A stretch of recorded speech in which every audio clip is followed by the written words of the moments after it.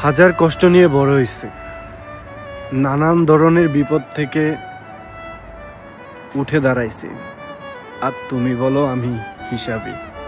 শোনো, আমরা প্রবাসী,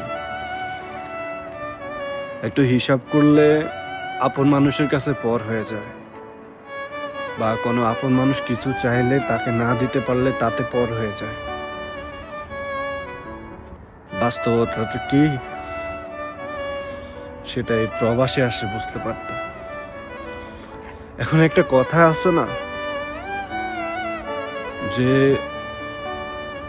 একটা নারী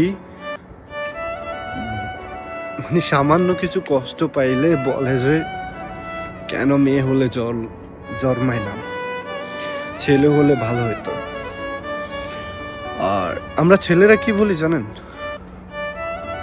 ইস, যদি মেয়ে হয়ে জন্মাতে পারতাম, অন্তত পক্ষে বাড়িতে থাকতে পারতাম, মা বাবার চেহারা দেখতে পারতাম, সামনে থাকতে পারতাম, আর একটা শান্তি হতো। আর আমরা ছেলেরা যতটাই কষ্ট পাই, ধৈর্য ধরে এখানে মুখ চেপে পড়ে থাকি, কাউকে কিছু বলি না। এদেরকে বলে ছেলে। ছেলে মানুষ এমন হয়, ছেলে আর মেয়ের ভিতরে এটাই ফারাক। যদি বুঝেন বুঝবেন। শত যন্ত্রণার পরেও